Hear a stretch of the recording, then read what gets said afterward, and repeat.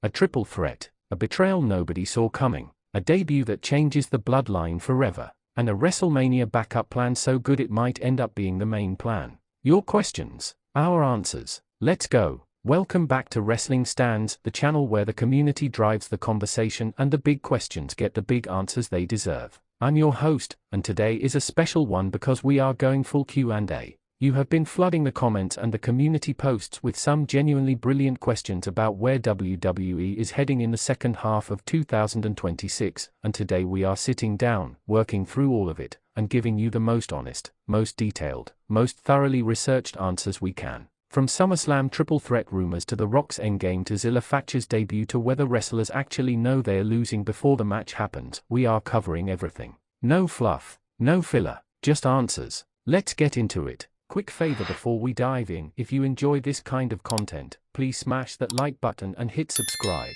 Over 98% of viewers watch without subscribing. It's totally free for you, but it means the world to us and helps the channel grow. Already subscribed? You're absolutely brilliant, thank you. Alright, let's get into the video. Right, first question, and it is the one that has been dominating the comment section since the Clash in Italy fallout began making its way around the internet. The rumor doing the rounds, and it is gaining serious traction across multiple credible sources, is that WWE is exploring a triple threat match at SummerSlam for the World Heavyweight Championship. Oba Femi, Roman Reigns, Brock Lesnar, all three of them. One match, one title, Minneapolis. Now, before anyone starts shouting in the comments, let's address this properly. Because on paper, this reads like exactly the kind of match that either makes you pump your fist or makes you groan, depending entirely on what kind of wrestling fan you are and what you think SummerSlam should be delivering in 2026. So let's take both sides seriously. The case for the triple threat is actually stronger than the skeptics are currently giving it credit for. Oba Femi is the World Heavyweight Champion. Roman Reigns defeated Jacob Fatu in Tribal Combat at Clash in Italy and is the most prominent challenger to whatever championship conversation is happening on Monday Night Raw. Brock Lesnar is in the middle of what appears to be a genuine career finale arc, a man who came out of retirement specifically to avenge a WrestleMania loss to Femi and who, if he does not get another crack at the title, has no meaningful destination for his final chapter in WWE. All three men have legitimate claims to be in the World Heavyweight Championship picture. Putting them in the same match simultaneously is not creative laziness, it is actually the most efficient and most explosive way to service all three storylines at once. SummerSlam in Minneapolis, the summer's biggest stage. Three of the most physically imposing performers in the history of this company. That is a card-topping match by almost any measure. The case against is simpler. Triple threats, by their nature, diffuse the emotional intensity of a rivalry. The best championship matches are built on genuine, specific, personal antagonism between two people, the kind of intensity that only exists when there is no third party to absorb attention or complicate the stakes. Roman vs. Femi is a story. Brock vs. Femi is a story. Roman vs. Femi vs. Brock is three stories trying to share a single match, and not all of them will get the space they need to fully land. Something will be compressed. Something will feel underserved. And in a match this significant, anything underserved is a genuine cost. The current consensus from what sources are saying is that WWE is keeping the triple threat as a live option while the individual programs develop. It is on the table rather than confirmed,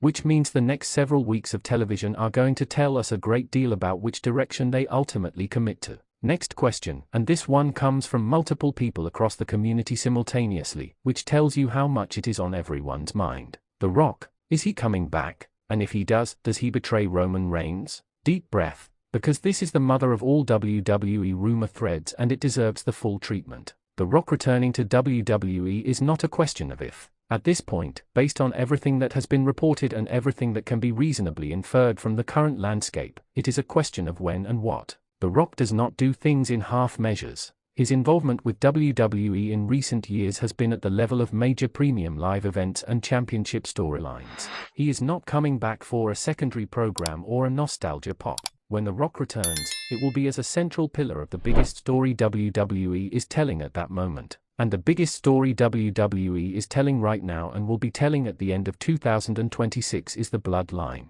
Which means The Rock's return, when it comes, will be in the context of the Anoa'i family saga. The question is where he sits within it, and the rumors, credible, persistent, and consistent across multiple sources, suggest that the answer is against Roman Reigns. A Rock betrayal of the tribal chief, the Hollywood icon, the final boss, the man who has positioned himself as the ultimate power in the bloodline hierarchy, turning on Roman in a way that reframes everything that preceded it and sets up a WrestleMania 43 collision. The storytelling logic of a Rock betrayal is genuinely extraordinary, because The Rock's recent WWE appearances have always been played as the elder figure, the one whose authority supersedes even Roman's, the man the tribal chief defers to when the hierarchy reaches its highest level. The betrayal of someone you have been publicly deferring to produces a specific, devastating kind of heat. It tells the audience that all of that deference was performance, that the power structure they thought existed was a facade, and that the real agenda, whatever The Rock's actual goals within the bloodline story turn out to be, has been operating underneath the visible narrative the entire time.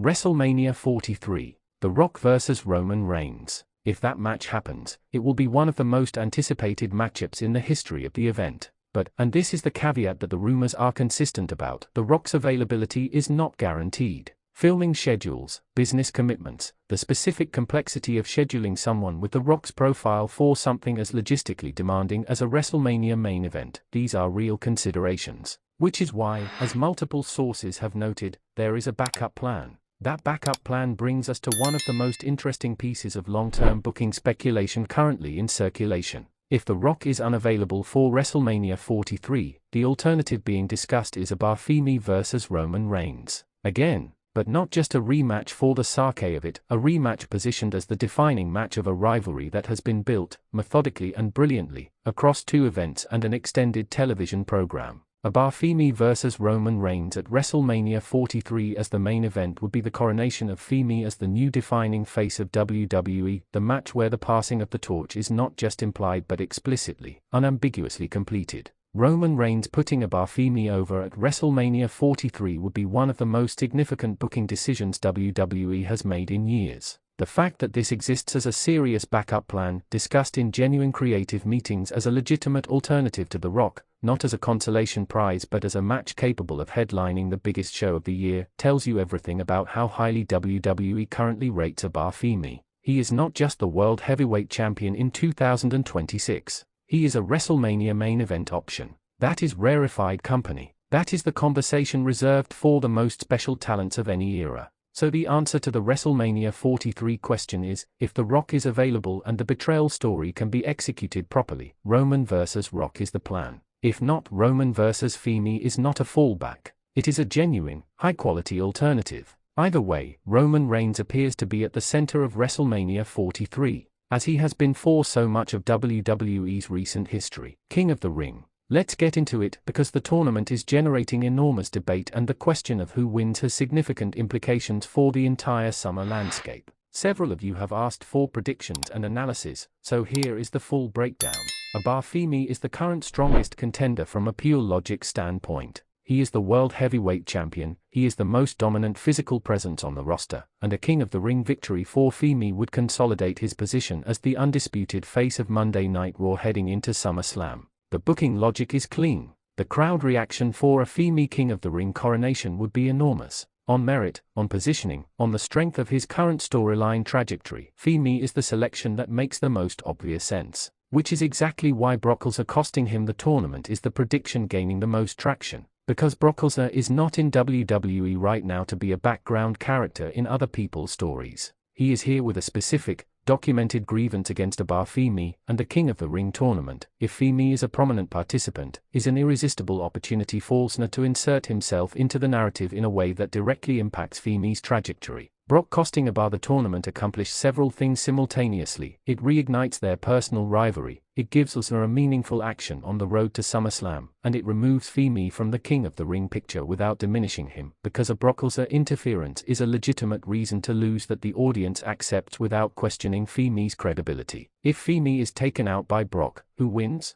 The two names generating the most credible buzz are LA Knight and Finn Balor. Both have compelling cases. LA Knight has been on the periphery of major title conversations for long enough that a King of the Ring run feels not just earned but slightly overdue. He has the character, the crowd connection, and the promo ability to carry a King of the Ring program to SummerSlam in a way that generates genuine mainstream attention. Finn Balor is the more unpredictable option, a name that would signal WWE is prepared to go in an unexpected direction with the tournament and give Balor a long overdue prominent singles push. Either would make for compelling SummerSlam television. Both are worth watching carefully as the tournament progresses. Zilla Fatu, the question we have been waiting for, the debut everyone has been anticipating, speculating about, and having their expectations managed up and down on for what feels like an eternity. If and when Zilla Fatu arrives in WWE, where does he land? The consistent reporting across sources that have been accurate about bloodline developments in the past points in one direction: Zilla Fatu, if he debuts, joins Roman Reigns rather than Solo Sikoa. Now, on first glance, this might seem counterintuitive. The bloodline rivalry being told right now has Solo operating in opposition to Roman. You might expect a new Fatu family member to provide a numbers equalizer to join Solo's faction and give the Rebel Lion a gene-rational weapon of its own. But the Roman alignment actually makes more storytelling sense when you examine it properly. Roman Reigns, heading into the most politically complicated period of his bloodline chapter, needs credible reinforcement that is not the Usos, whose loyalty is sufficiently complicated that their presence creates as much uncertainty as security. Zilla Fatu, carrying the most storied name in Anoa'i family wrestling history, debuting as Roman's man rather than Solo's would be an enormous statement. It would signal that the family's most prestigious lineage, the son of Umaga, carrying a name that the WWE audience has been primed to respond to since before Zilla was even known as a prospect, stands with the tribal chief. It would give Roman a weapon in the Solo conflict that Solo does not have an equivalent counter to, and it would create an extraordinary future story between Zilla Fatu and Jacob Fatu within Roman's own orbit. Two enormous physical forces, same family, same champion, one space at the top.